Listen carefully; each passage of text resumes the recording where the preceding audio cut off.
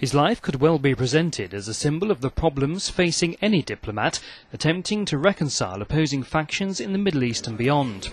As a Palestinian, Abdel Bari Atwan is certainly not overly optimistic about what the future President Obama can achieve, at least in the short term.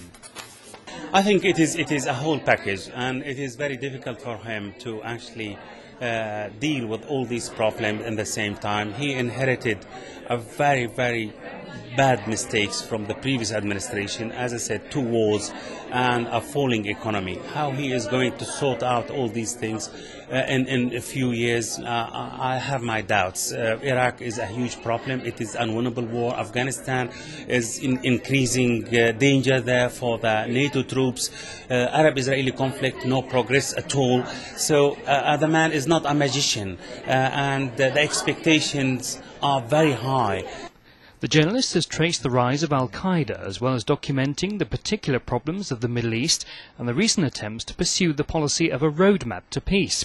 He believes al-Qaeda or any extremist group will exploit the climate of tension in the Middle East unless the new American administration brings renewed influence to bear on Israel.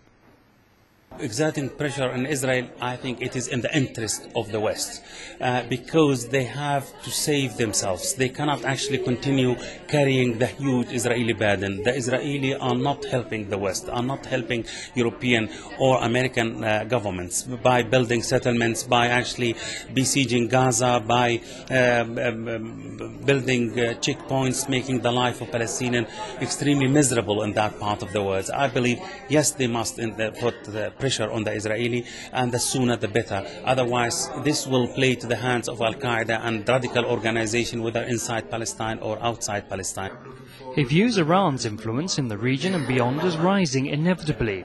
This in turn poses a greater threat to Middle East stability if compromise is not achieved between Israel and the Palestinian authorities. I see Iran is actually emerging as a regional superpower. It has a huge military muscles, and its government determined to go ahead with its nuclear programs, and I believe they are not hesitate, and they will not hesitate to produce nuclear warheads.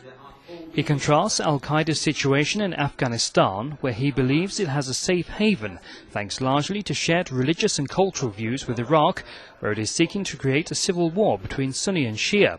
Yet President Obama's own diverse cultural background should prove an asset. He got the recipe of reconciliation in his character and his upbringing. So I hope he can actually change the face of the United States. He can make the people love the United States, turn it from, a warmonger empire to a peaceful empire, promoting peace, security, prosperity all over the world. So he has a chance. Whether he will seize this chance or not, I hope he does. Abdel Bari Atwan has probably seen many false dawns in a long journalistic career, but he recognizes that Barack Obama's administration has potential for change.